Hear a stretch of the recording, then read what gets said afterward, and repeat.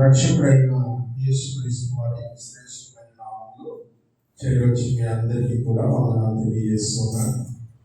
ప్రియులారా, దేవుని వాక్యాన్ని మనం చదువుతాం. ఇవాళ మన కొరకు ఏర్పాటు చేయబడిన వాక్య భాగం హెబ్రీయులకు రాసిన పత్రిక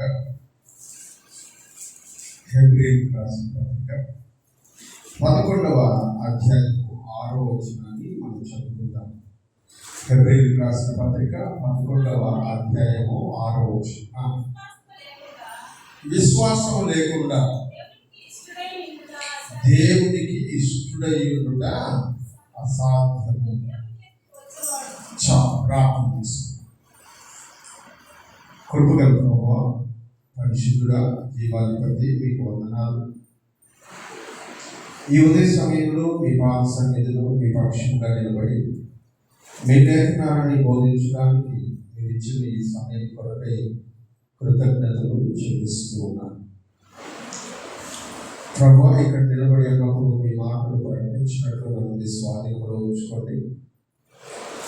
వింటున్న సంఘాన్ని జ్ఞాపకం చేసుకుని వెలగలొచ్చేది గ్రహించే మనసు, పాటించే జీవితాలను అందరికీ దయచేయమని యేసుక్రీస్తు వారి శ్రేష్టమైన నామములో ప్రార్థించి స్తుతించి అడిగి వేడుకుంటూ ఉన్నాం తండ్రి.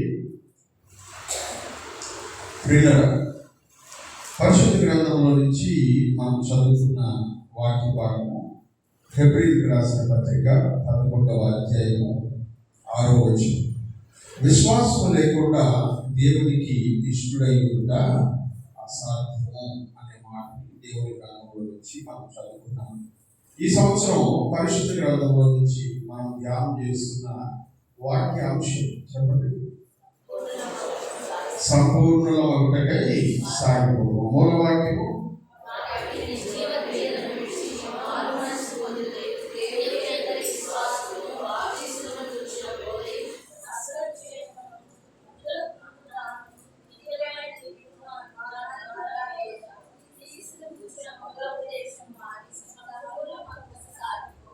హెబ్రీయులకు రాసిన పత్రిక 6వ అధ్యాయం 1-2 వచనాలని మూలవాక్యముగా ఈ సంవత్సరం వాక్య ధ్యానాన్ని మనం ప్రారంభించాము. ఈ వచనంలో 3 భాగాలు మనకు కనబడుతున్నాయి. మొదటి భాగము నిర్జీవ క్రియలను విడుచుట. ఇందులో మనం 15 వర్తమానాన్ని ధ్యానం చేసుకున్నాం. రెండవ భాగము క్రీస్తుని గురించిన మూలోపదేశములను మానివేయుట, అనగా యేసుక్రీస్తుకు సంబంధించినటువంటి మూల ఉపదేశములను మానివేయుట అనేటువంటి ఈ భాగాన్ని ప్రస్తుతం మనం ధ్యానం చేసుకుంటాం. మూడవ భాగము సంపూర్ణుల ఒకటకై సాగిపోవడం. క్రీస్తుని గురించిన మూలోపదేశములు అనే అంశంలో ఉపోద్ఘాతాన్ని మనం ధ్యానం చేసుకున్నాం. ఆ తర్వాత మూల పాఠములు అంటే ఏమిటి, లోక సంబంధమైన మూల పాఠములు ఎలా ఉన్నాయి అనే విషయాన్ని గురించి ఒక వర్తమానాన్ని ధ్యానం చేస్తున్నాం. ఆ తర్వాత క్రీస్తు సంబంధమైన మూలపాఠముల గురించి ధ్యానం చేస్తూ మొట్టమొదటి మూలపాఠంగా మారు మనస్సు అనే అంశాల గురించి 2 వర్తమానాన్ని మనం ధ్యానం చేస్తున్నాం. మారు మనస్సులో అన్ని జనులు రక్షించబడడం కొరకైనటువంటి మారు మనస్సు. రెండవది, ఇప్పటికే యేసు ప్రభుని నమ్ముకున్నటువంటి వారు తాము చేసిన పాపముల విషయమై మారు మనసు పొందడం అనే విషయాల గురించి దేవుని లేఖనాల్లో నుంచి ఇప్పటిదాకా మనం వాక్యాన్ని ధ్యానం చేస్తున్నాం. అయితే ఇవాళ మనం ధ్యానం చేస్తున్నటువంటి మూల వాక్యంలో భాగంగా మనకు చెప్పబడినటువంటి 2వ వర్తమానాన్ని, అనగా 2వ అంశాన్ని మనం ధ్యానం చేసుకుంటూ ఉన్నాం. అదేంటంటే దేవుని అందరి విశ్వాసము అనే విషయాల గురించి మనం వాక్యంలో ధ్యానం చేసుకోబోతున్నాం.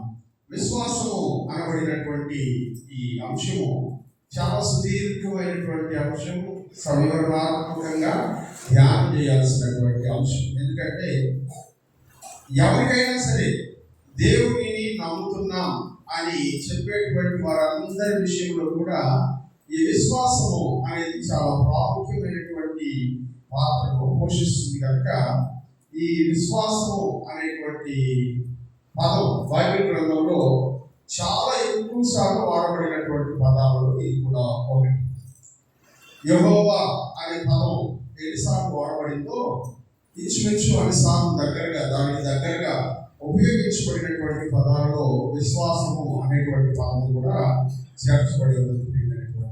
ఎందుకంటే అంతటి ప్రాధాన్యమైనటువంటి అంశంగా విశ్వాసం అనేది కనబడుతుంది. ఎందుకంటే దేవుని వైపు మనం చూడాలి అంటే, దేవుని తట్టు తిరగాలి అంటే, దేవుడిని నమ్మగలిగిన వాడి మాత్రమే దేవుని వైపు చూడగలరు. మనం చదువుకున్న వాక్యంలో 2వ భాగంలోకి వచ్చినప్పుడు అదే విషయాన్ని తెలియజేస్తుంది. దేవుని యొద్దకు వచ్చేవాడు ఆయన ఉన్నాడనియో, తనను వెతుకు వారికి ఫలం దయచేయవాడనియో నమ్మబడు కదా అని. అనగా దేవుడిని నమ్మడం అనేటువంటిది చాలా ప్రాముఖ్యమైనటువంటి పాఠంగా మనం గమనిస్తూ ఉన్నాం. క్రైస్తవ విశ్వాస జీవితంలో ఇది చాలా ప్రాముఖ్యమైనటువంటి అంశం. విశ్వాసాన్ని గురించి బైబిల్లో రాయబడినటువంటి కొన్ని వచనాలని నేను మీకు చదివిస్తాను. అందులో ఉండబడినటువంటి విషయం మీకు అర్థమవుతుంది. ఎఫెసీయులకు రాసిన పత్రిక 2వ అధ్యాయం 8వ వచనాన్ని చదువుకుందాం. ఎఫెసీయులకు రాసిన పత్రిక 2వ అధ్యాయం 8వ వచనం. మీరు విశ్వాసం ద్వారా కృప చేతనే రక్షించబడి ఉన్నారు. మనము రక్షించబడ్డాం అని చెప్పుకుంటున్నాం కదా. ఎలా రక్షించబడ్డాము అంటే వాక్యంలో చెప్తున్నాడు, విశ్వాసం ద్వారా రక్షించబడ్డారు, విశ్వాసం ద్వారా కృప చేతనే రక్షించబడ్డారు అని వాక్యం తెలియజేస్తుంది. అనగా ఒక విశ్వాసి నేను రక్షించబడ్డాను అని చెప్పుకోవాలంటే అతనికి దేవుని మీద విశ్వాసము ఉండాలి. విశ్వాసం లేకుండా రక్షించబడడం అనేటువంటిది అసాధ్యం ప్రియమైనటువంటి వారు. అందుకని రోమీయులకు రాసిన పత్రిక 10వ అధ్యాయం 9వ వచనంలో ఈ మాట అంటాడు, మీరు యేసు ప్రభువని నీ నోటితో ఒప్పుకొని దేవుడు ఆయనను మృతుల్లో నుండి లేపినని నీ హృదయమందు విశ్వసించిన ఎడల నీవు రక్షించబడదు. నువ్వు విశ్వసిస్తేనే రక్షించబడతావు అనే మాటని మనం గమనిస్తూ ఉన్నాం. రెండవదిగా, విశ్వాసము అనేది లేకపోతే దేవునికి ఇష్టముగా బ్రతకడం సాధ్యం కాదు అని మనం చదువుకున్నటువంటి మూలవాక్యంలో 11:6 హెబ్రీలో మనం చూసాం. అనగా దేవునికి ఎవరు ఇష్టముగా ఉంటారు అంటే, దేవుని యొక్క విశ్వాసం కలిగిన వారంటే దేవునికి ఇష్టం. దేవుడిని నమ్మేటువంటి వారంటే దేవునికి ఇష్టం. ఎటువంటి కండిషన్ లేకుండా నా కొరకు అన్నిటినీ చేయగలవాడు దేవుడు అని నమ్మేవాడంటే దేవుడికి చాలా ఇష్టం ప్రియమైనటువంటి వాళ్ళ. ఇవాళ మనలో దేవుడికి ఇష్టమైనటువంటి గుణం ఏదైనా ఉండాలి అంటే అదేంటంటే విశ్వాసం ఉండాలి. దేవుని ఎడల విశ్వాసం లేకుండా దేవుడికి ఇష్టంగా బ్రతకడము సాధ్యం కాదు అని చూస్తూ ఉన్నాం.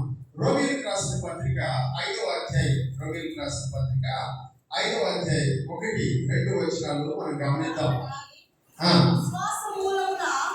కాబట్టి విశ్వాసం మూలముగా మనము నీతిమంతులుగా తీర్చబడి మన ప్రభు అయిన యేసుక్రీస్తు ద్వారా దేవునితో సమాధానము కలిగి ఉన్నాము.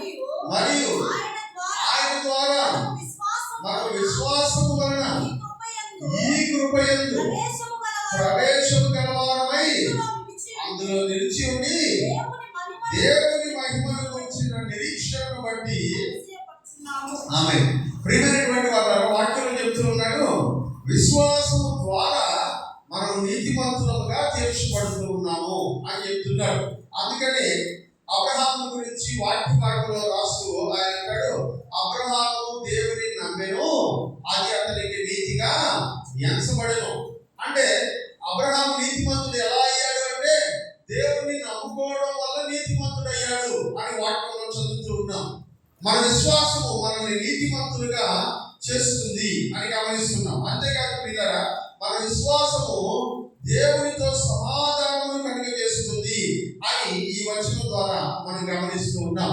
వాక్యం చూస్తున్నాం, ఇదిగో యేసుక్రీస్తు ద్వారా విశ్వాసమును బట్టి మనమందరము దేవునితో సమాధానమును కలిగి ఉన్నాం అని అంటూ ఉన్నాం. అంతేకాదు ప్రియమైనటువంటి వాళ్ళ మూడవదిగా ఈ వచనం ఆయన చెప్తున్న మాట ఏంటంటే, విశ్వాసము వలన ఈ కృపయందు ప్రవేశం కలవాలై అంటూ ఉన్నాడు. దేవుని కృపలోనికి మనం ప్రవేశించాలంటే విశ్వాసము కలిగి ఉండాలి. అందుకని ఈ విశ్వాసము అనబడినది క్రైస్తవుని యొక్క జీవితంలో చాలా చాలా చాలా ప్రాముఖ్యమైనటువంటి అంశం. అంతేకాదు యేసు ప్రభు కూడా ప్రజల దగ్గరికి వెళ్ళినప్పుడు వాళ్ళు స్వస్థతల కొరకు యేసు ప్రభు దగ్గరికి వస్తున్నప్పుడు వాళ్ళందరినీ చూసినప్పుడు యేసు ప్రభు వాళ్ళలో ఏం చూశాడంటే విశ్వాసమును చూశాడు అని వాక్యంలో మనం చదువుతున్నాం. 12 సంవత్సరాల నుంచి రక్తస్రావం కలిగిన స్త్రీ యేసు ప్రభు యొక్క వస్త్రపు చెంగును ముట్టుకొని బాగుపడినప్పుడు వాక్యం తెలియజేస్తుంది, అమ్మా నీ విశ్వాసము నిన్ను స్వస్థపరిచింది అని యేసు ప్రభు చెప్పడాన్ని మనం చూస్తాం. స్వస్థత ఎప్పుడు కలుగుతుంది అంటే మన విశ్వాసమును బట్టి దేవుడు స్వస్థతను జరిగిస్తాడని గమనిస్తూ ఉన్నాం. సురేఫెనికయ్య స్త్రీ ఒక 2 వారాల క్రితం శనివారం ప్రార్థనలో ధ్యానం చేసుకున్నాం. సురేఫెనికయ్య అనేటువంటి వంశానికి చెందిన ఒక స్త్రీ తన కుమార్తె దయ్యం పట్టి బాధపడుతూ అపవిత్రాత్మల చేత పీడించబడుతూ ఉండగా ఆమెను బాగు చేయమని యేసు ప్రభు దగ్గరికి వచ్చినప్పుడు ఆమె విశ్వాసమును చూసి యేసు ప్రభు ఆశ్చర్యపడి, ఇలాంటి విశ్వాసం మీలో ఎవరికైనా ఉందని నేను అనుకోవడం లేదని తన శిష్యులకి పాఠాన్ని నేర్పించడాన్ని మనం చూసాం. అంతేకాదు తన యొక్క ఇంటిలో పనివాడైనటువంటి ఒక దాసుడికి బాగా లేకపోతే యెరూషలేము అధికారి అయినటువంటి యాయీరు అనబడినటువంటి వాడు తన యొక్క దాసుని పక్షవాతం నుంచి విడిపించుకోవడానికి ఆయన ప్రవర్తించిన విధానాన్ని చూసి యేసు ప్రభు అన్నాడు, ఇలాంటి విశ్వాసం ఇశ్రాయేలీయులలోనైనా ఎవరికైనా ఉందని నేను అనుకోవడం లేదు అని చెప్పాడు. ప్రియమైనటువంటి వాళ్ళ అనగా విశ్వాసము అనేది చాలా ప్రాముఖ్యమైనటువంటి భాగంగా దేవుని లేఖనాల్లో మనం చదువుతూ ఉన్నాం. అలాగే మార్కు సువార్త 10వ అధ్యాయం 41వ వచనాన్ని మనం గమనించినప్పుడు అక్కడ గుడ్డివాడు చూపు కోల్పోయి చూపు లేనటువంటి స్థితిలో ఉండేటప్పుడు అతను విశ్వాసం కలిగి యేసు ప్రభుని అడిగాడంట. వాక్యంలో అడుగుతాడు యేసు ప్రభు, దీన్ని నేను చేయగలను, నేను నమ్ముతున్నావా అని అంటే నమ్ముతూ ఉన్నాను అని వాడు చెప్పగానే వాడు స్వస్థపరచబడ్డాడు అని వాక్యంలో మనం చూస్తాం. చదువుతామా? 10:51 వచనం. మార్కు సువార్త 10:51. నేను నీకేమి చేయగోరుచున్నానని అడుగుగా ఆ గుడ్డివాడు బోధకుడా నాకు దృష్టి కలుగజేయమని ఆయనతో అనెను. అందుకు యేసు నీవు వెళ్ళుము. ఏ స్వస్థపరిచిందంట?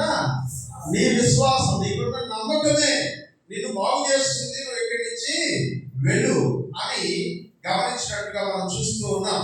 అలాగే దానియేలు తన విశ్వాసమును బట్టి దేవుడు తనతో ఉన్నాడు అనే విషయాన్ని రుజువుపరిచినట్టుగా దేవుడి వాక్యంలో మనం చూస్తాం. విశ్వాసం అంటే ఏంటంటే దేవుడు నా కోసం ఈ పని చేయగలడు అని స్థిరమైన నిశ్చయత కలిగి దేవుడి మీద ఆధారపడడం విశ్వాసం. విశ్వాసం అంటే దేవుడి మీద ఆనుకోవడం, దేవుడి మీద ఆధారపడడం అని. ఒక వృద్ధాప్యంలో ఉన్నటువంటి వాడు కర్రని చేతిలో పట్టుకొని నడుస్తాడు. ఎందుకంటే ఒకవేళ నా కాలు పట్టుదప్పి కింద పడబోతే ఇది నాకు ఆధారంగా నిలబడుతుంది. మనం కుర్చీలో కూర్చుంటాం, కుర్చీలో కూర్చునేటప్పుడు కింద పడిపోతాం అనేటువంటి ఆలోచన మనకు కాదు. ఎందుకంటే అది నేను కూర్చుంటే నా బలాన్ని ముయ్యగలదు అని నమ్మి దానిపైన కూర్చుంటూ ఉన్నాను. అట్లాగే దేవుని మీద ఆధారపడడం, నిశ్చయంగా దేవుడు దీన్ని చేస్తాడు అని దేవుని మీద ఆధారపడడం విశ్వాసానికి ఒక రుజువు. విశ్వాసం అంటే దేవుని మాటను నమ్మడం, దేవుని వాక్యాన్ని నమ్మడం, ఈ లేఖనాల్లో ఉన్నటువంటి మాటల్ని పూర్తిగా నమ్మడం విశ్వాసం. విశ్వాసం ద్వారానే మనము యేసు సొంత రక్షకుడుగా అంగీకరించాం. ఆ విషయాన్ని ప్రపంచం మీద చెప్పాం, ఒప్పుకున్నాం. కాబట్టి మనం రక్షించబడ్డామని దేవుని లేఖనాల్లో మనం చూస్తూ ఉన్నాం. అయితే ప్రియులారా, బైబిల్ గ్రంథంలో విశ్వాసము అనే పదాన్ని ఎక్కడైనా నిర్వచించారా? దాని నిర్వచనం బైబిల్ గ్రంథంలో ఎక్కడైనా చెప్పారా అనేటువంటి విషయాన్ని ఇవాళ కొద్ది నిమిషాలు మనం ధ్యానం చేద్దాం. ఇవాళ అంతా కూడా నిర్వచనము, దానిలో ఉండబడినటువంటి విశేషాల గురించి ధ్యానం చేసుకుందాం. తదుపరి వారాల్లో విశ్వాసం గురించి అనేక పాఠాలు మనం నేర్చుకుంటాం. ముందుగా హెబ్రీయులకు రాసిన పత్రిక 11వ అధ్యాయము 1వ వచనాన్ని చదువుదాం. విశ్వాసం అన్నది నిరీక్షింపబడు వాటి యొక్క నిజ స్వరూపమును అదృశ్యమైనవి ఉన్నవి అంటూ రుజువునై ఉన్నది. ప్రియమైనటువంటి వాళ్ళ విశ్వాసాన్ని గురించి దేవుడి లేఖనాల్లో ఒక మంచి నిర్వచనం బైబిల్లో చెప్తూ ఉన్నారు. ఏమిటది అంటే ఆయన అంటున్నాడు, విశ్వాసము అంటే నిరీక్షింపబడు వాటి యొక్క నిజ స్వరూపము అని చెప్తున్నాడు. విశ్వాసం అంటే నిరీక్షింపబడే వాటి యొక్క నిజ స్వరూపం. మనము దేనికోసం నిరీక్షిస్తూ ఉన్నామో అవి మన దగ్గర ఉన్నాయి అని నమ్మడం విశ్వాసం. నిరీక్షణ అంటే అర్థం ఏంటంటే వేటి కోసం ఎదురు చూడడం అన్నాడు. ఎవరి కోసమో ఎదురు చూడడం అన్నాడు. వాడు మన దగ్గర లేదు, మనం వాళ్ళని చూడడానికి నిరీక్షిస్తున్నాము. వస్తానన్నారు, వాళ్ళ కోసం ఎదురు చూస్తూ ఉన్నాం. దాన్ని నిరీక్షణ. ఇప్పుడు ఈ నిరీక్షణ ఎప్పుడు ముగుస్తుంది అంటే వాడు మన దగ్గరికి వచ్చినప్పుడు నిరీక్షణ ముగిసిపోతుంది. అంతే కదా? ఎక్కడో ఉన్నారు, వాళ్ళు వస్తారన్నారు, ఎదురు చూస్తా ఉన్నాం మనం. వాళ్ళు వచ్చేసారు. వచ్చేసిన తర్వాత ఇక నిరీక్షణ లేదు. ఎందుకంటే మనం దేని కొరకు నిరీక్షించామో ఆ నిరీక్షణ సంపూర్ణమైంది. వాళ్ళని మనం చూసాము. కానీ వాళ్ళని చూసేంత వరకు మనల్ని ఎదురు చూసేటట్టు చేస్తున్నదే వాళ్ళు వస్తారు, వాళ్ళు వస్తారు, వాళ్ళు వస్తారు అనే నమ్మకాన్ని మన హృదయంలో కలిగించిందే దాన్ని విశ్వాసము అని అంటారు. హల్లెలూయా. అందుకనే కొరింథీయులకు రాసిన పత్రిక మొదటి పత్రిక 13వ అధ్యాయంలో గమనించినట్లయితే వాక్యంలో ఇలా అంటాడు. మొదటి కొరింథీయులకు రాసిన పత్రిక 13వ అధ్యాయం 13వ వచనం చివరి వచనం, కాగా విశ్వాసము, నిరీక్షణ, ప్రేమ ఈ మూడును నిలుచుకుంటాం. ఏముంటాయంట? ప్రపంచంలో అన్ని పూర్తిగా అంతమైపోయినా కూడా 3 విషయాలు నిలబడుకుని ఉంటాయంట. ఏంటంటే విశ్వాసము, నిరీక్షణ, ప్రేమ. ఈ 3 ఉంటాయంట. ఎప్పుడు ఈ భూలోకం అంతమైపోయినా కూడా ఇవి 3 ఉంటాయంట. వీటిలో కూడా శ్రేష్టమైనది ఒకటి ఉంది, అది ప్రేమ అంటాడు. హల్లెలూయా.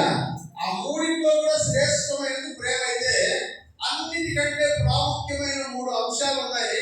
వాటిలో మొట్టమొదటిది విశ్వాసం.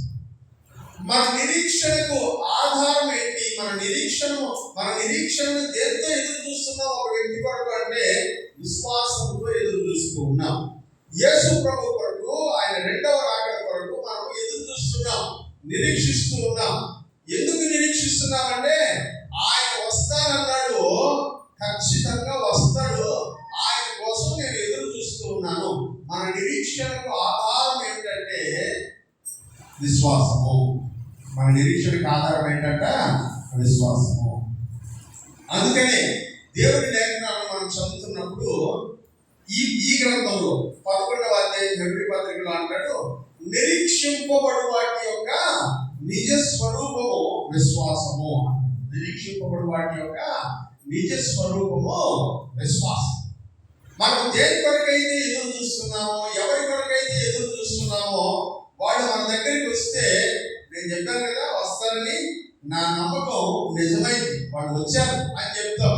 మన నమ్మకం నిజమయ్యేటువంటి క్షణం విశ్వాసం సంపూర్ణమవుతుంది. విశ్వాసము సంపూర్ణమవుతుంది.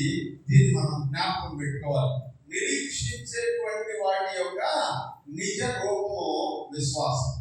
అంటే దాని అర్థం ఏంటంటే మన కళ్ళ ముందు ఉండదు, మన కళ్ళ ముందు ఎవరు ఉండరు, ఏది ఉండదు. కానీ ఇది జరుగుతుంది, ఇది జరుగుతుంది అని నమ్మడం విశ్వాసం. ఆధారం లేనప్పుడు, రుజువులు లేనప్పుడు, పరిస్థితులు అనుకూలంగా లేనప్పుడు, ఇవి జరిగేటువంటి అవకాశములు ఏవి కనబడకపోయినా కూడా ఇవి జరుగుతాయి అని నమ్మడం విశ్వాసము. హల్లెలూయా, హల్లెలూయా. ప్రియులారా, ఎందుకు ఈ మాటని ఎంత స్పష్టంగా చెప్తూ ఉన్నాను అంటే, ఒక క్రైస్తవుని యొక్క జీవితంలో విశ్వాసము అనేది ఎలా కొలత వేస్తారు అంటే, నువ్వు ఎన్ని విషయాలు జరుగుతాయని నమ్మావు, వాటిలో ఎన్ని విషయాలు నీ జీవితంలో జరిగాయి. ఈ కొలత వేసుకుంటే మన విశ్వాసం ఎంత గొప్పదో మనకు తెలుసుకోవాలి. హల్లెలూయా. అందుకని బైబిల్ గ్రంథంలో విశ్వాసాన్ని గురించి 3 కొలతలు, 3 పరిమాణాలు చెప్పడాన్ని మనం చూస్తాం. దేవుని చిత్తమైతే దాని గురించి వచ్చే వారంలో మనం మాట్లాడుకుంటాం. 3 పరిమాణాలు: అవిశ్వాసము, అల్ప విశ్వాసము, విశ్వాసము, గొప్ప విశ్వాసం. హల్లెలూయా. మొదటిది అవిశ్వాసం, అసలు విశ్వాసమే లేదు. రెండవది అల్ప విశ్వాసం, కొంచెం విశ్వాసం. యేసు ప్రభు తన శిష్యులను అల్ప విశ్వాసులారా అని చెప్పాడు, అంటే కొంచెం విశ్వాసం ఉంది.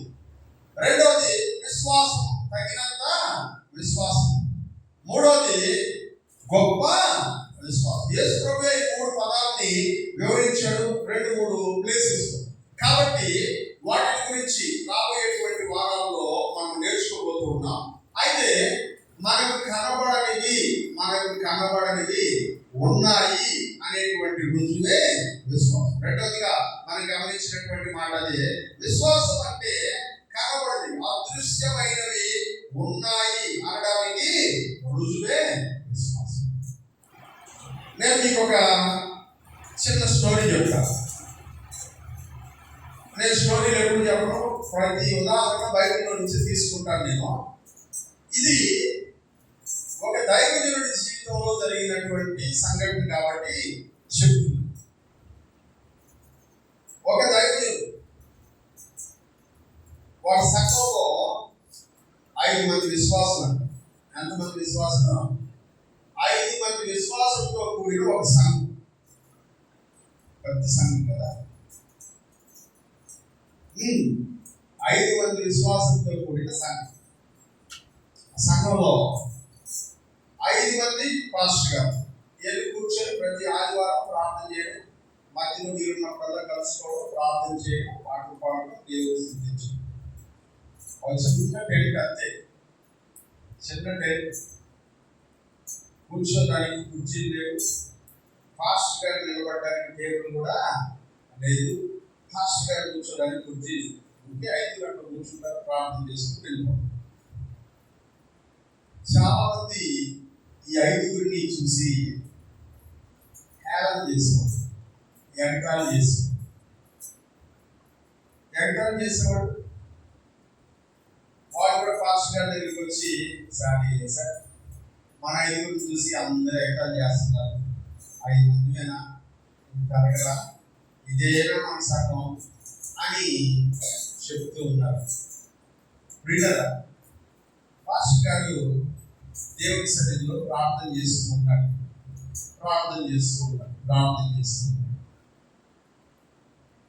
ఒకరోజు చర్చిలోకి వచ్చి లేచి నిలబడి వాక్యం చెప్తూ ఈ 5 మంది విశ్వాసంతో ఒక మాట అన్నారు.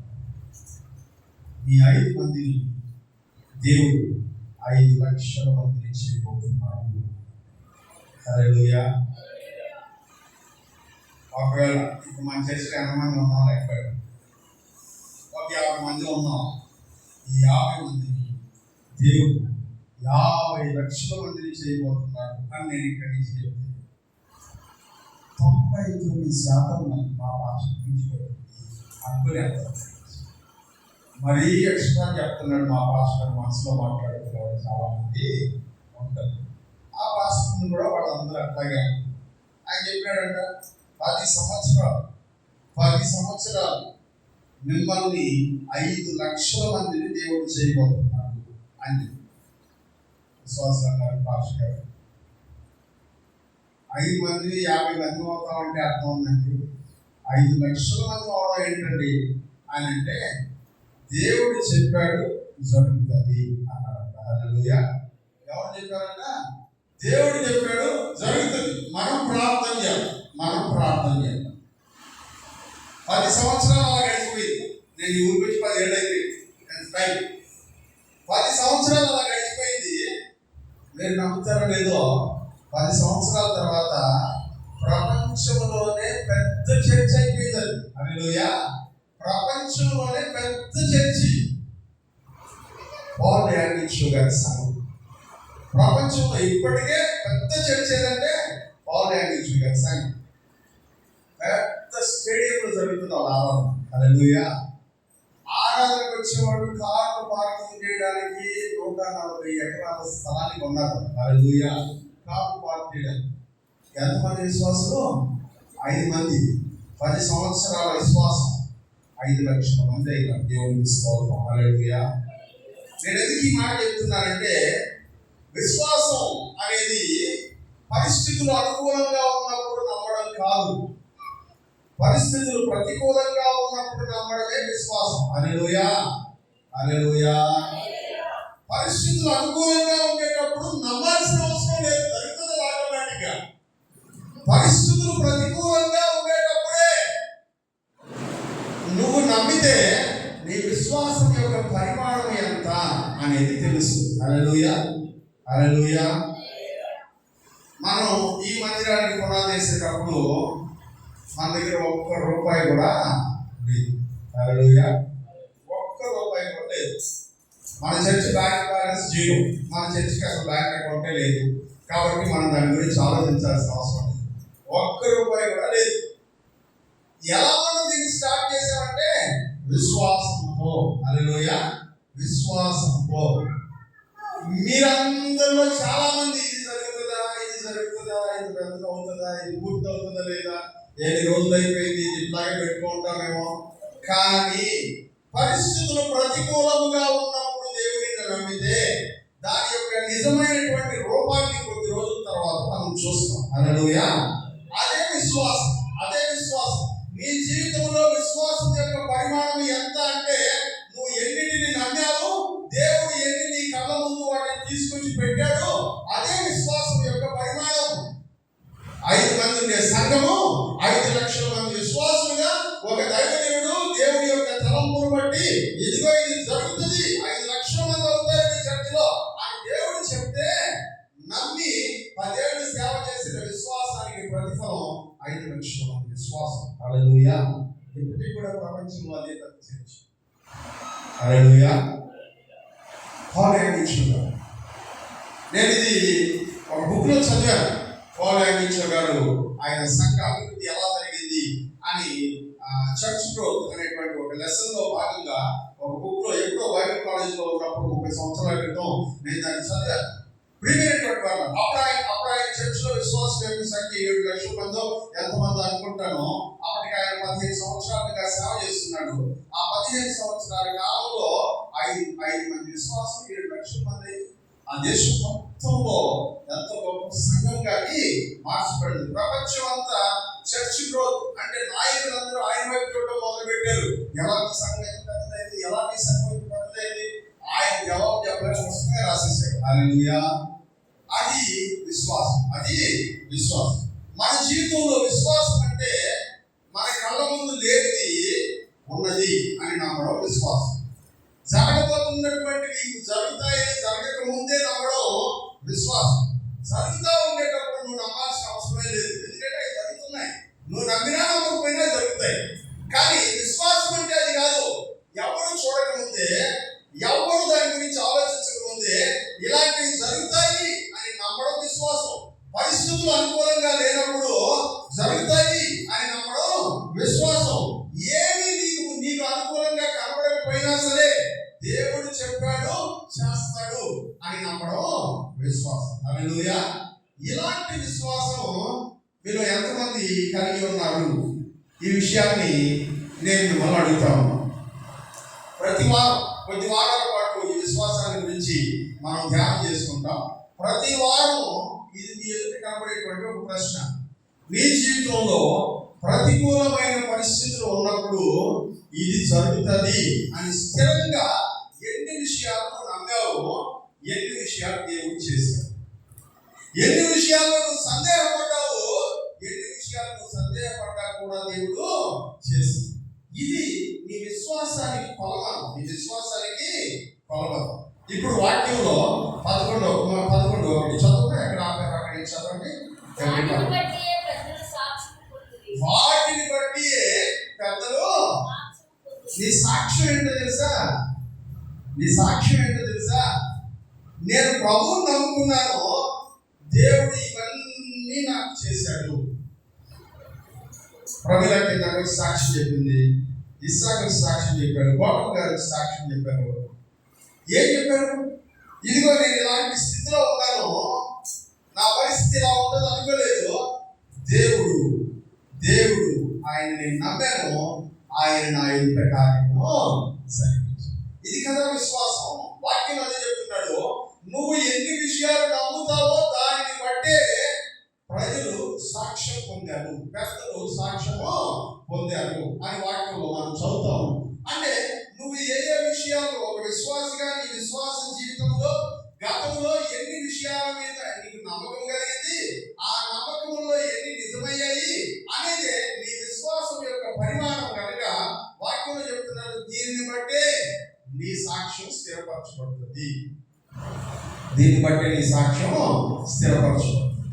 కొంతమందికి దేవుని మీద విశ్వాసం, పరిస్థితుల మీద విశ్వాసం, మనుషుల మీద విశ్వాసం, ఆర్థిక స్థితిగతుల మీద విశ్వాసం ఉంటుంది, దేవుడి మీద విశ్వాసము ఉంటుంది.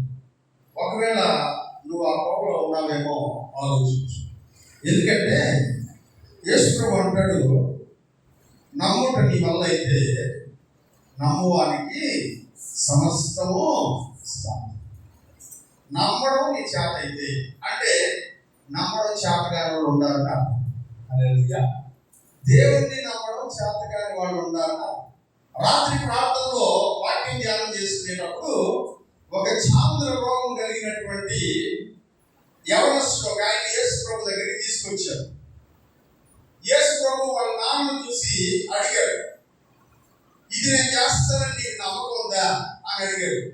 ఇప్పుడు ఆ తండ్రి చెప్తున్నాడు, నేను నమ్ముతున్నాను, కానీ ఒకవేళ నాలో అపనమ్మకం ఏమైనా పుడుతుందేమో దాన్ని కూడా నువ్వే బాగుంది అన్నాడు. హల్లెలూయా. అంటే నమ్మలేని వాళ్ళు చాలా మంది ఉన్నారు, నమ్మడం చేతగాని వాళ్ళు చాలా మంది ఉన్నారు. అందుకనే నమ్మడం నీ వల్ల అయితే ఎటువంటి దానినైనా నేను చేస్తాను. ఇది దేవుని యొక్క మాట. హల్లెలూయా, హల్లెలూయా. కనుక చెప్తాం హల్లెలూయా. నమ్మడం నీ వల్ల అయితే నమ్మువానికి సమస్తమును సాధ్యమే. ఈ మాటను మీరు గుర్తుపెట్టేసుకోండి. నమ్మడం నీ వల్ల అయితే నమ్మువానికి సమస్తము సాధ్యమే. కానీ నమ్మగలగడమే సమస్య. నమ్మడం అంటే ఈ రోజు నమ్మి రేపు పొద్దున మర్చిపోవడం కాదు. మనం ఒక విషయాన్ని నమ్ముతున్నామంటే దాని కొరకు ప్రార్థన చేసుకునే ఉంటాం, ప్రతిరోజు చేస్తాం, గుర్తున్నప్పుడల్లా చేస్తాం, దానికోసం ప్రాధాన్యపడతానే ఉంటాం. ప్రభువా నువ్వు దీన్ని చేయగలవు, నాకు ఇది కావాలి, నేను స్వార్థంతో అడగట్లేదు, నీ నామఘనత కొరకు అడుగుతున్నాను, నువ్వు చేయగలవు, నువ్వు చేయగలవు, నువ్వు చేయగలవు అని దేవుని సన్నిధిలో ప్రార్థన చేస్తూనే, స్థిరముగా ప్రార్థన చేస్తూనే ఉండడం. అలా చేస్తూ ఉన్నటువంటి కారణం చేత ఒక దినమున ఇదిగో నీ నోట పలికినటువంటి ఆ విశ్వాస వాక్యము నిజమవుతుంది. దేవుడికి స్తోత్రం కలుగును గాక. హల్లెలూయా. నీ నోటితో పలికినటువంటి విశ్వాస వాక్యం ఏదైతే ఉన్నదో అది ఖచ్చితంగా నిజమవుతుంది. కానీ ఆ స్థిరమైనటువంటి విశ్వాసం నీలో కనబడాలి. ఆ విశ్వాసం నీ నోటిలో నుంచి బయటికి రావాలి. విశ్వాస వాక్యం బయటికి రావాలి. జరుగుతుంది, దేవుడు చేస్తాడు. ఇది జరుగుతుంది, దేవుడు చేస్తాడు. ఆ నమ్మకంతో, ఆ స్థిరత్వంతో నువ్వు కనుక దేవుని వైపు చూడగలిగినట్లయితే నీ విశ్వాసానికి ప్రతిఫలము కనబడుతుంది. హల్లెలూయా. అందుకనే వాక్యంలో ఆ కింద లైన్లో అంటాడు, చదవమా. ప్రపంచములు దేవుని వాక్యము వలన నిర్మాణమైనవనియు అందును బట్టి దృశ్యమైనది కనబడేడు పదార్థముల చేత నిర్మించబడలేదనియు. ఆమేన్. ఎంత బాగా రాశారో ఈ కాలంలో ఈ వాక్యం రాసి 2000 సంవత్సరాలు దాటేసి ఈ కాలంలో మనకు కనువిప్పు కలిగేయడానికి 2000 సంవత్సరాల పూర్వం దేవుడు రాయించినటువంటి మాట. ఆయన చెప్తున్నాడు, ప్రపంచములు దేవుని వాక్యము వలన నిర్మాణమైంది. అంతే కదా, ఆది కాలంలో చూద్దాం, దేవుడు వెలుగు కమ్మని పద్ధతిగా వెలుగాలి. దాన్ని ఇక్కడ మనకు అర్థమయ్యే భాషలో చెప్పడానికి ప్రపంచంలో దేవుని వాక్యము వలన నిర్మాణమైనవని మనం నమ్ముతూ ఉన్నాము. రెండవది చదువు. అందును బట్టి దృశ్యమైనది కనబడేది పదార్థములచే నిర్మించబడలేదనియు. అంటే మీ కళ్ళకి కనబడేవన్నీ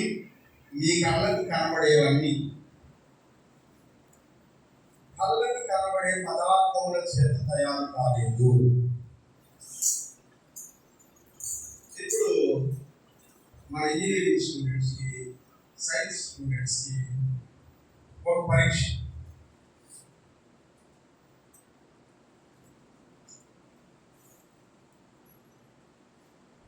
ఇవేంటివి?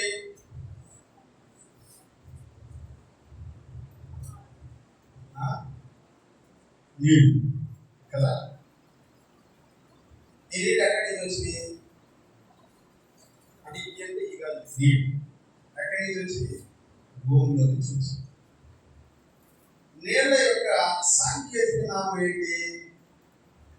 Science, chemistry, H2O. కొన్ని బాటిల్స్ పై రాసి పెట్టుకుంటారు కదా, H2O అని రాసి పెట్టుకుంటారు.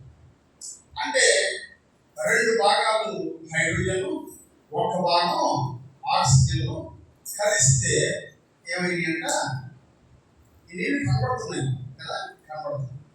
ఈ కనబడేటువంటి నీళ్లు ఆక్సిజన్ కనబడుతుందా మీకు? హైడ్రోజన్ కనబడుతుందా మీకు? కనబడని 2 పదార్థాలు కలిస్తే ఒక కనబడే పదార్థం అయింది.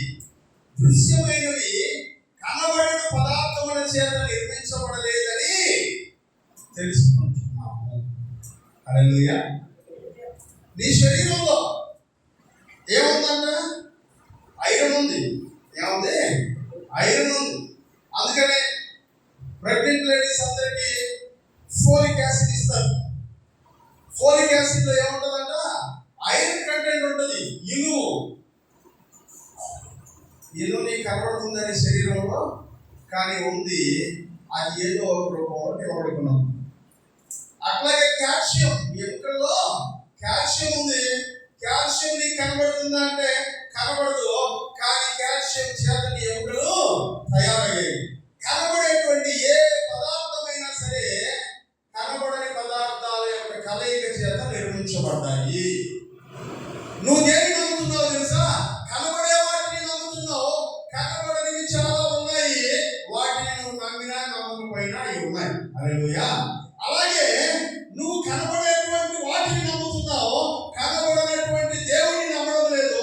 నువ్వు కనబడ్డా కనబడకపోయినా దేవుడు ఉన్నాడు. దేవుడికి స్తోత్రం కలుగునుగాక. హల్లెలూయా. ఇప్పుడు వాక్యంలో చెప్తున్నాడు, దృశ్యమైనవి కనబడేవన్నీ కూడా కనబడని పదార్థముల చేత నిర్మించబడుతూ ఉన్నాయని మనం గ్రహించుకుంటూ ఉన్నాము. విశ్వాసం అంటే ఏంటంటే కనబడే పదార్థాలను చూడటం కాదు, కనబడని వాటిని చూడటం విశ్వాసం. హల్లెలూయా. హల్లెలూయా. కనబడని వాటిని చూడగలగడం విశ్వాసం. అలా కనబడని వాటిని చూడగలిగేటువంటి విశ్వాసాన్ని నువ్వు కలిగి ఉంటే ఒక రోజున అది కనబడేటువంటి విశ్వాసంగా మారుతుంది. హల్లెలూయా. ఇదే మనం నేర్చుకోవాల్సినటువంటి పాఠం. విశ్వాసం అంటే మనకి కనబడేటువంటి వాటిని చూసుకుంటూ దేవుడిని స్తుతించడం కాదు, కనబడనివి కూడా ఉన్నాయి అని నమ్మి అవి కూడా జరుగుతాయి, అవి కూడా జరుగుతాయని దేవుడు చెప్పాడు. దేవుడు చెప్పాడు కాబట్టి అవి జరుగుతాయి. దేవుడు ఏదైనా చేయగలడు అని నమ్మడం విశ్వాసం. హల్లెలూయా. ఏదైనా అందుకనే నమ్మడం నీ వల్ల అయితే నమ్మువానికి సమస్తము, నమ్మువానికి సమస్తము. నీకు కనబడాల్సిన అవసరం లే, నీకు కనబడాల్సిన అవసరం, కానీ అవి ఒక రోజు కనబడతాయి. ఒక రోజు ఎప్పుడో కనబడబోయే వాటిని నువ్వు ఇప్పుడే చూస్తావు. ఇప్పుడే ఆ దైవజనుడు 5 లక్షల మందిని 5 మందిలో ప్రతి రోజు చూస్తాడు. హల్లెలూయా. కాలేజీ చూస్తే 1 లక్ష మంది కనపడాలి. అది ఆయనకున్నటువంటి విశ్వాసం. ఈ కాలేజీ మీద 1 లక్ష మంది నిలబడిపోవడం ఆయన చూసాడు. అడుగుతున్న ఆ సంఘ విశ్వాసంలో దాన్ని నమ్మాడు. 10 ఏళ్ల తర్వాత అది నిజంగా ఆయన కాలేజీ కనపడింది. హల్లెలూయా. అది ఎంత ఆశ్చర్యంగా ఉంటుంది. ఈ 5 మంది 10 సంవత్సరాల తర్వాత బతుకుంటే 5 మందిని లేచి నిలబడి సాక్షి చెప్పాలంటే కళల్లో నీడు తప్ప ఏం కావు. అంతేనా? ఎందుకంటే అది విశ్వాసం. ప్రియమైనటువంటి వాళ్ళ, నీ విశ్వాసం ఎట్లాంటి? ప్రస్తుతం ఉన్నటువంటి వాటినే చూసుకుంటూ బతుకుతున్నావా, లేదు దేవుడు కనబడని వాటిని కూడా చేయగలరు. ఆయన చేయలేని ఏది లేదు.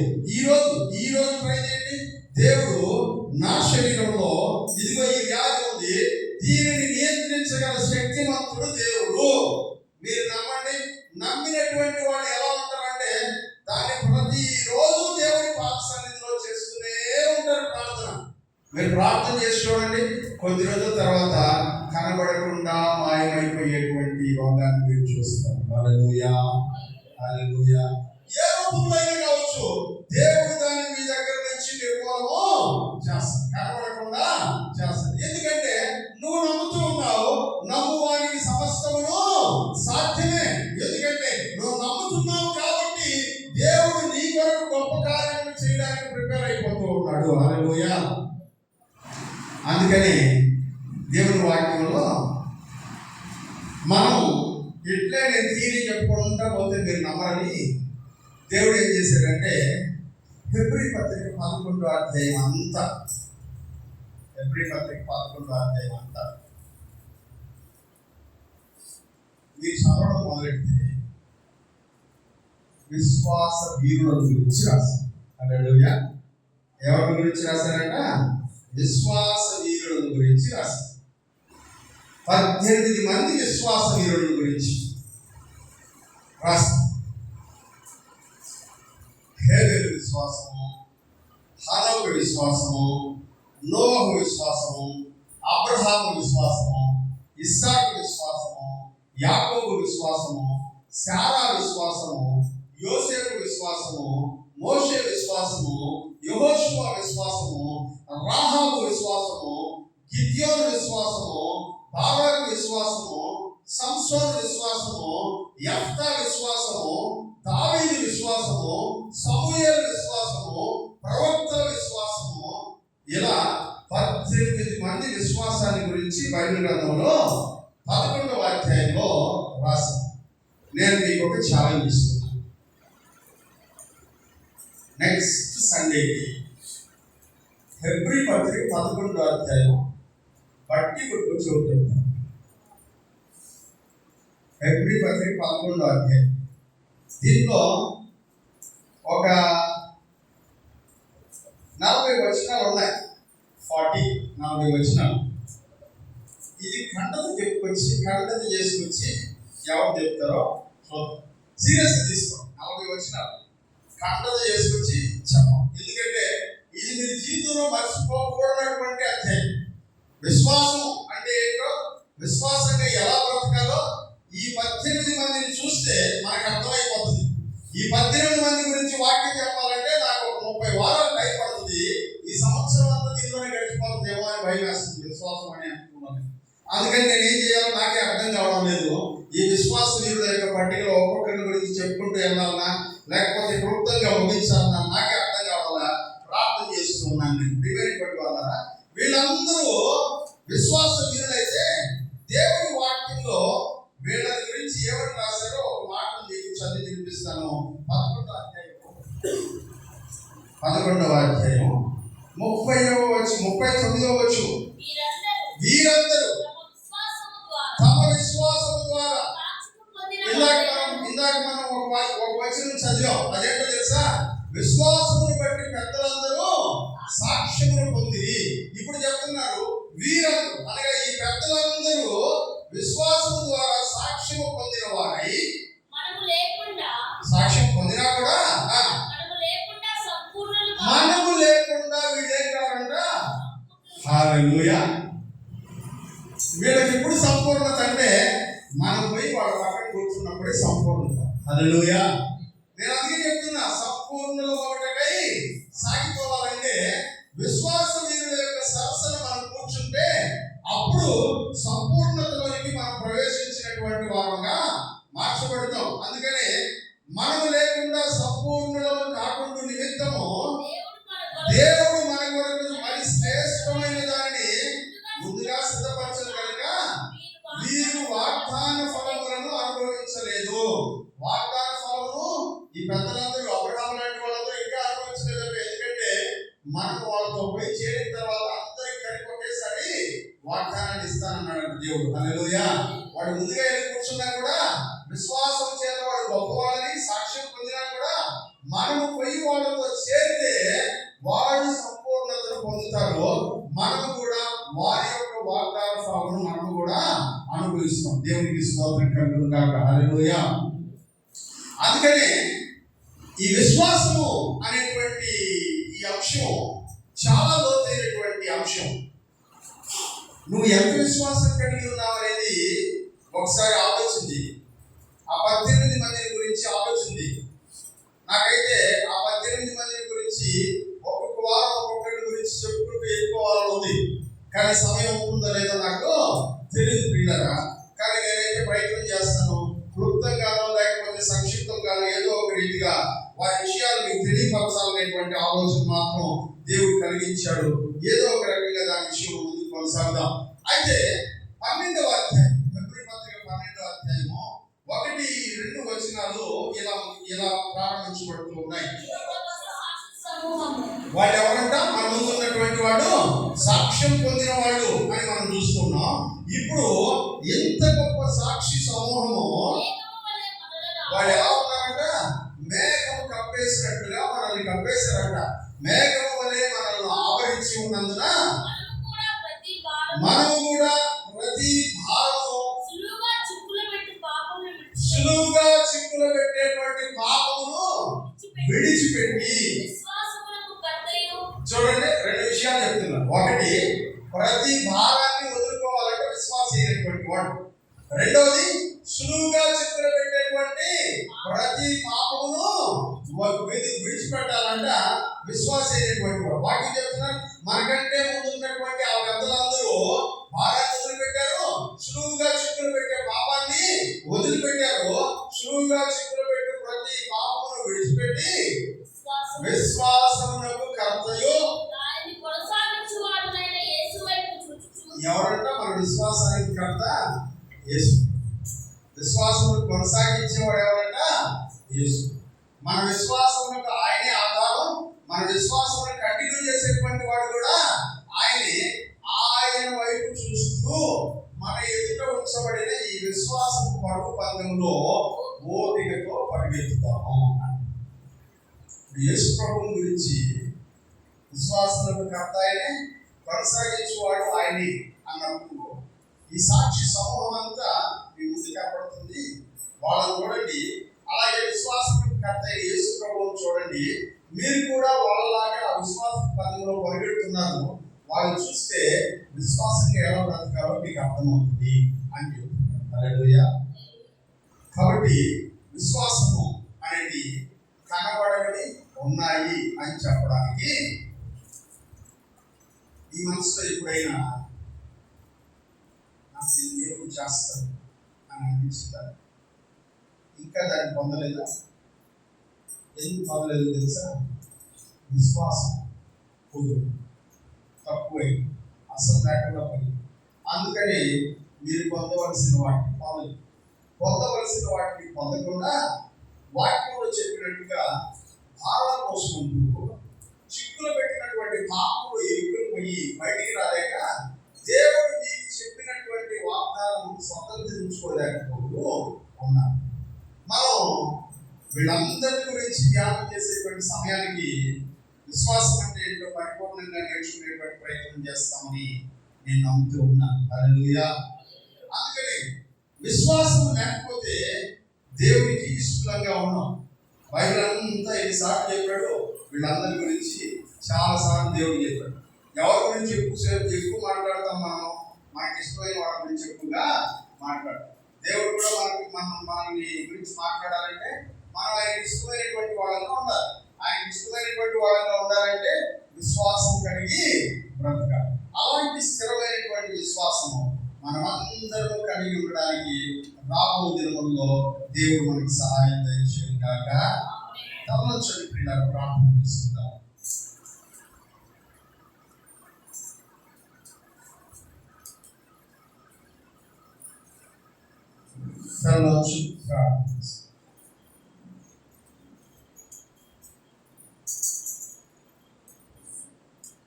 విశ్వాసం అనే అంశం మీద ఈ పాఠాన్ని విశ్వాసం అంటే కనబడే వాటిని నమ్మడం కాదు. నీకు కనబడింది ఇంతకు ముందు ఎప్పుడు జరగనివి జరుగుతాయి అని నమ్మడం విశ్వాసం. నమ్మే వాళ్ళని ఎక్కడ చేయడం కాదు, నమ్మే వాళ్ళని చూసి విశ్వాసంగా ఎలా బ్రతకాలో నేర్చు.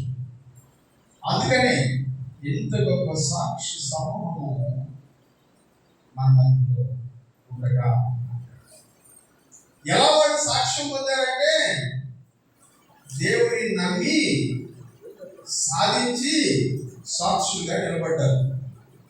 వాళ్ళని చూసి నువ్వు హేళన చేయడం కాదు, ఎక్కడ చేయడం కాదు, అబ్బా ఎటు జరిగిపోతాయా అని అనడం కాదు. స్థిరంగా నిలబడ్డారు. దేవుడు నాకు వాళ్ళ జీవితంలో చేసిన దేవుడు నా జీవితంలో ఎందుకు చేయడు చేస్తారు అని ఆశ ఉంటారు ఉదయం. అంతేగాని నిర్లిప్తత కాదు, డాక్టర్ జరుగుతాయా అవన్నీ అనేటువంటి నిరాశావాదం కాదు. ఆశావాదం నీ హృదయంలో కలగాలి. ఆ ఆశావాదమే విశ్వాసం అవుతుంది.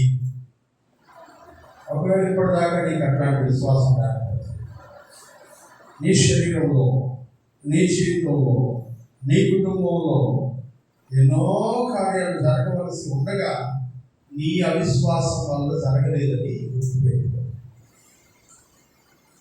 నీ అవిశ్వాసం వల్లనే ఆ కార్యాలు ఏమీ జరగల. ఎన్నో జరిగి ఉండాల్సింది ఈ టైంకే ఎన్నో గొప్ప విషయాలు నువ్వు చూసి ఉండాల్సింది. నువ్వు చూడలేదంటే కారణం ఏంటి తెలుసా? నీ అవిశ్వాసం వలన విశ్వాసము గల నీ కుటుంబ సభ్యులని, నీ బంధు జనాంగాన్ని, నీ రక్త సంబంధికులని నువ్వు వెనక్కి లాగావు.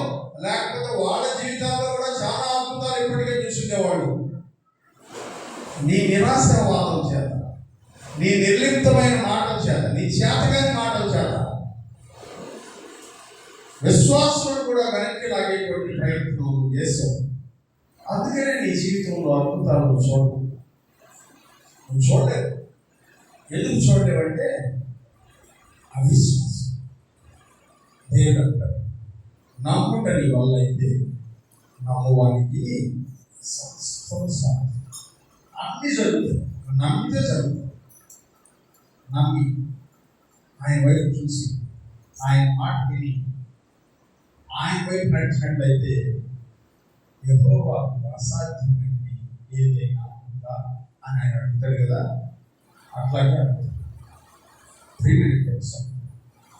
ఇట్లాంటి విశ్వాసం ఒకవేళ మీరు ఇప్పటిదాకా లేకపోతే యేసుక్రీస్తు నామములో మరి బ్రతుకులాడుతున్నారు. ఈ దినం నుంచి ప్రభు నందు విశ్వాసం ఉంచు. పరిస్థితుల మీద కాదు విశ్వాసం ఉంచాల్సి. నా చుట్టూ ఉన్నటువంటి ఆర్థిక పరిస్థితులు నాకు సహాయం చేస్తాయి కాబట్టి నేను దీన్ని సాధించగలను, అది దేవుడి మీద విశ్వాసం కాదు. నీకున్న ఆర్థిక స్థితిగతుల మీద విశ్వాసం. దేవుడి మీద విశ్వాసం ఏంటి తెలుసా? ఏమీ నీకు అనుకూలంగా లేకపోయినా కూడా దేవుడు అనుకూలపరచగలడు, ఆయన చేస్తాడని నమ్మడం విశ్వాసం. దానికోసం ప్రార్థన, బహుబలమైన ప్రార్థన అవసరం. ఇలాంటి విశ్వాసం కలిగి ఉంటే అద్భుతాలు మీ జీవితంలో జరుగుతాయి. ప్రభు, ఇట్లాంటి బలమైనటువంటి విశ్వాసం నాలో కూడా పుట్టించి అని ఈ సమయంలో ప్రార్థన చేయాల్సిందిగా ప్రభు నామాన్ని బట్టి నేను మీకు మనవి చేస్తున్నాను. ఎందుకంటే ఈరోజు అవిశ్వాసం వలన కూలిపోతున్నటువంటి వాళ్ళు అనేక మంది ఉన్నారు. దేవుడు అద్భుతాలు చేయడానికి ప్రిపరేషన్లో ఉన్నాడు, కానీ నీ అవిశ్వాసం ఆ అద్భుతాన్ని నీ కళ్ళతో చూడనివ్వకుండా చేస్తుంది. ప్రియులారా, నీ అవిశ్వాసాన్ని తొలగించి విశ్వాసం నిలుపుమని దేవుడి వైపు చూసి ప్రారంభించింది. ఈ మాట నమ్మండి, దేవుడు అద్భుతం చేయడం ప్రారంభిస్తాడు. నేను చెప్తున్నాను కదా, విశ్వాస వాక్కు నీ నోట్లో నుంచి బయటకు రావాలా, అది జరిగి అందరికీ రుజువుగా కనపడాలి. నువ్వు దేన్ని స్ట్రాంగ్గా నమ్ముతున్నావో దేవుడు దీన్ని చేస్తాడని దాన్ని బయటికి చెప్పు. దేవుడు దీన్ని చేస్తానన్నాడు అని చెప్పు. దాని విషయంలో ప్రార్థన చేయి. దేవుడి వైపు పట్టుదలతో కనిపెట్టుకుని చూడు. ఆయన చెప్పిన ప్రతి మాటకు చెవియకు. అది ఒక రోజున రుజువై నీ విశ్వాసాన్ని అనేకులకు బయటపరుస్తుంది. అవిశ్వాసంతో కొట్టుమిట్టాడు బాగా, అవిశ్వాసంతో ఇతరులు కూడా కృంగది బాగా. ఇదిగో చిక్కులు పడిపోయినటువంటి నీ పాపంలో ఇరుక్కుని పోయి బహుభారమైనటువంటి విషయాలను మోసుకుంటూ విశ్వాస యాత్రను కొనసాగించలేకుండా మధ్యలో ఆగిపోవాగా. యేసు వైపు చూస్తూ పరిగెత్తి, యేసు వైపు చూస్తూ ప్రయాసపడు. దేవుడు మీ జీవితంలో అద్భుతాలు చేయబోతున్నాడు, గొప్ప అద్భుతాలు చేయబోతున్నాడు, ఊహించని విషయాలు చేయబోతున్నాడు. నమ్మకంతో పట్టుదలతో ఈ వాటి సమయంలో ప్రార్థన ఏకీకరించు. ప్రభా, విశ్వాసం గురించి నేను విన్నాను, ఇది గొప్ప కార్యాలు చేస్తుందని నమ్ముతున్నాను. ఎన్నాళ్ళు నా విశ్వాసం లేదు, ఈ వాళ్ళ నుంచి నేను నమ్మే విధానం లేదు. కంప్లీట్గా నీ మీద ఆధారపడిపోతున్నాను. నాకుండే ధనాన్ని గురించో, నాకుండే పరిస్థితుల గురించో, నాకుండేటువంటి పరిణామాల గురించో, ఇవన్నీ పరిణామాలు బాగుంటే ఇవి జరుగుతాయి అని అనుకోవడం కాదు. పరిస్థితులు బాగలేకపోయినా కూడా జరుగుతాయని నమ్మడం విశ్వాసం. దైవజనుడు చెప్పిన మాటలు నేను విన్నాను, ఇదిగో నేను నమ్ముతున్నాను, నువ్వు చేయగలవు అని నేను నమ్ముతున్నాను. ఏదైనా చేయగలవు, కథ మొత్తం మార్చగలవు, నీ నామముకే మహిమంతా తెచ్చుకుందు. యేసయ్యా యేసయ్యా, నీకే సాధ్యము. ఆయన చేయగలరు. ఇది నమ్మితే నువ్వు అద్భుతాలు చూస్తావు. ప్రార్థించుకుందాం. ఇది నా వాక్య పరిచయం తిరిగి ప్రార్థన చేస్తాం.